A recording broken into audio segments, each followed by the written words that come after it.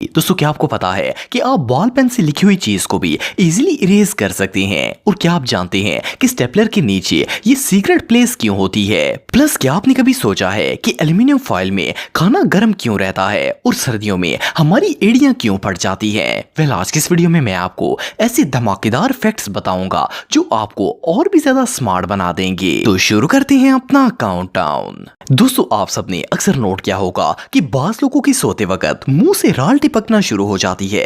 ये एक चिपचिपा सा लिक्विड होता है और बाज दफा इसके निशान मुंह पर भी रह जाते हैं। वेल हमारे मुंह से निकलने वाला ये लिक्विड असल में सलाइवा यानी हमारा लुआब होता है। वैसे तो ये हर वक्त ही हमारे मुंह के अंदर रहता है, लेकिन जब हमें कोई एलर्जी, इन्फेक्शन या टॉन्सिल्स वगैरह की शिकायत होती है तो हमारे मुंह में सलाइवा जरूरत से ज्यादा मिकदार में बनना शुरू हो जाता है। और जब ये ज्यादा होता है तो सोते वक्त भी मुंह से बाहर निकलना शुरू कर देता है। वेल सलाइवा के निकलने का कोई नुकसान तो नहीं होता, लेकिन फिर भी बंदे को इरिटेशन जरूर होती है। इसके अलावा अगर इंसान बहुत ज्यादा थकावट का शिकार हो और सुकून की नींद सो रहा हो तब भी मुंह से राल बहना शुरू हो जाती है। इसकी रीजन ये होती है कि इंसान इतनी गहरी नींद में चला जाता है कि इसके मुंह के मसल्स भी रेस्ट में आ जाते हैं और लुआब को रोकते ही नहीं है, जिससे वो मुंह से बाहर आना शुरू हो जाता है। दोस्तों हम में से ज्यादातर लोग खाने को रैप करने के लिए एल्यूमिनियम फॉइल का इस्तेमाल करते हैं। खासतौर पर अगर बच्चों को लंच देने की बात आए तो इन्हें भी फूड एल्यूमिनियम फॉइल में रैप करके दिया जाता है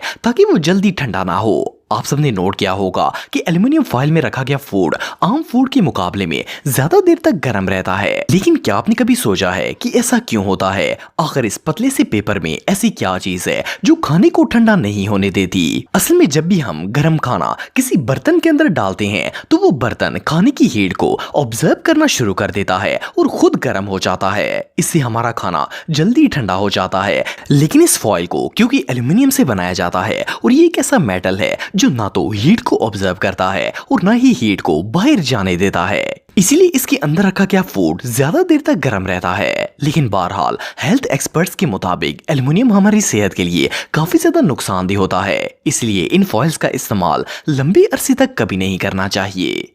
दोस्तों दुनिया में बहुत से लोगों के साथ ये मसला होता है कि इनकी पांव की एड़ियों में क्रैक्स पड़ जाते हैं। खासतौर पर सर्दियों के मौसम में ये प्रॉब्लम और भी ज्यादा बढ़ जाती है। लेकिन क्या आपको पता है कि पांव की एड़ियां फटने की असल वजह क्या होती है और ज्यादातर ये सर्दियों के मौसम में ही क्यों फटती हैं? वेल आपको जानकर हैरानगी होगी कि हमारी एड़ियां फटने की मेन रीजन डिहाइड्रेशन होती है। जो लोग पानी कम पीते हैं इनकी स्किन पानी की कमी की वजह से बहुत ज्यादा ड्राई हो जाती है और जब पांव की एड़ियां ड्राई होती हैं तो इन एड़ियों पर हमारी बॉडी का पूरा वेट पड़ने की वजह से इनकी स्किन फटना शुरू हो जाती है। सर्दियों के मौसम में एड़ियां इसलिए ज्यादा क्रैक होती हैं क्योंकि सर्दी में हमारी स्किन गर्मियों के मुकाबले में ज्यादा ड्राई हो जाती है, इसलिए हम लोशन वगैरह यूज करते हैं। पर इस खुश्क मौसम की वजह से एड़ियां फटने के चांसेस ज्यादा हो जाते हैं। लेकिन अगर आप अपनी हील्स को मॉइस्चराइज रखते हैं और ज्यादा से ज्यादा पानी का इस्तेमाल करते हैं तो इस प्रॉब्लम से बचा जा सकता है। दोस्तों अगर बूट से आने वाली स्मेल की बात की जाए तो ये बात तो हम सब जानते हैं कि शूज में से स्मेल हमारी पांव के पसीने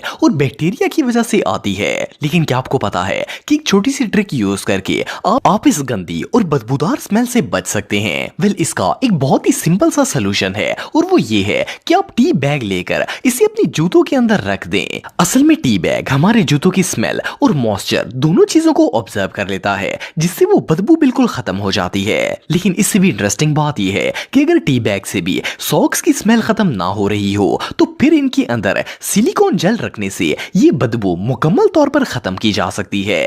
ये आइडिया वाकई में बहुत यूजफुल है।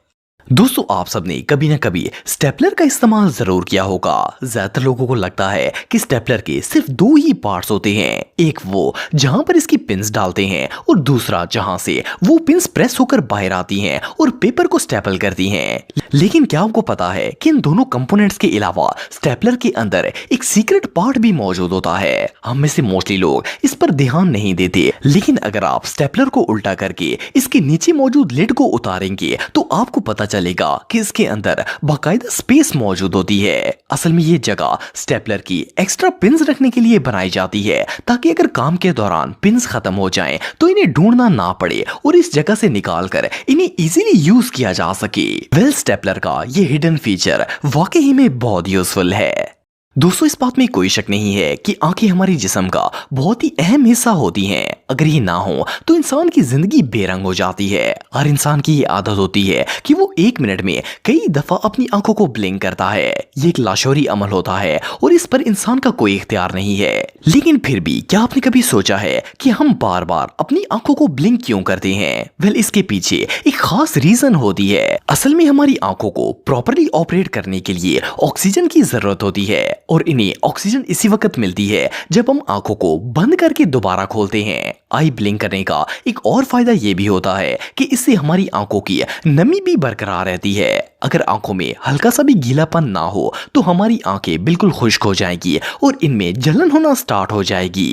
प्लस इससे सब कुछ धुंधला भी नजर आता है। एक और फैक्ट ये भी है कि जितनी दफा हम अपनी आंखें बंद करते हैं इतनी दफा ये साफ भी होती रहती हैं। वेल इससे पता चलता है कि आंखें ब्लिंक करना हमारे लिए कितना इंपॉर्टेंट होता है। दोस्तों आप सब लोग पिज्जा तो खाते होंगे। ऑफ कोर्स ये एक ऐसा फूड आइटम है जो हर किसी को ही पसंद होता है। नॉर्मली हम लोग पिज्जा को टेबल पर या किसी फ्लैट जगह पर रख कर खाते हैं। लेकिन क्या आपको पता है कि पिज्जे की बॉक्स में एक हिडन फीचर छुपा होता है? वेल जब भी हम कहीं पर पिज्जा ऑर्डर करते हैं तो वो हमें एक खास किस्म के बॉक्स में पैक करके पिज्जा देते हैं। आप सबने नोट किया होगा कि इस बॉक्स की शेप काफी ज्यादा अनयूजुअल होती है। देखने में तो ये बॉक्स बिल्कुल पिज्जा की पैकिंग लगता है और हर कोई इसमें से पिज्जा निकाल कर इसे फेंक देता है। लेकिन असल में आप इस बॉक्स को पिज्जा रखने के लिए एक स्टैंड के तौर पर यूज कर सकते हैं। अगर आप इस बॉक्स को एक खास तरीके से अरेंज करते हैं तो ये पिज्जा स्टैंड बन जाता है और इसके अंदर पिज्जे को रखकर इजीली खाया जा सकता है। पिज्जे के बॉक्स को इस तरह डिजाइन किया जाता है कि ये इजीली खुलकर अरेंज किया जा सके और ये एक टेबल स्टैंड बन सके। ये सच में कमाल है। दोस्तों अगर आप एक स्टूडेंट हैं तो शायद आपने नोट किया होगा कि कुछ बॉल पेन्स ऐसे होते हैं जिनकी एज पर इस तरह का रबड़ टाइप का मटेरियल लगा होता है। हम में से मोस्टली लोग इस पर ध्यान नहीं देते, लेकिन सोचने की बात यह है कि आखिर इन पेन्स में प्लास्टिक की जगह रबड़ ही क्यों लगाया जाता है? वेल असल में ये रबड़ इस बॉल पेन का इरेजर होता है। अगर इस तरह की पेन से राइटिंग के दौरान आपसे कोई मिस्टेक हो जाए तो आप इस इरेजर की मदद से इसे इजीली रब करके दोबारा भी लिख सकते हैं। नॉर्मल बॉल पेन्स के अंदर ये फीचर नहीं होता, लेकिन इस बॉल पेन की इंक को एक खास मटेरियल से बनाया जाता है जो कि रिमूवेबल होती है। इसके पीछे लगे रबड़ की मदद से आप इस पेन से लिखी हुई किसी भी चीज को इजीली इरेज कर सकते हैं। ये दोनों चीजें सेम लेड पेंसिल और इसके पीछे लगे इरेजर की तरह काम करती हैं। ये सच में कमाल है। तो दोस्तों आज के लिए बस इतना ही। उम्मीद आपको वीडियो पसंद आई होगी। अगर आप मेरे व्लॉगिंग चैनल को सब्सक्राइब करना चाहते हैं तो इस आइकन पे क्लिक करके सब्सक्राइब कर सकते हैं। तो मिलता हूं आपसे नेक्स्ट वीडियो में, तब तक के लिए अल्लाह हाफिज।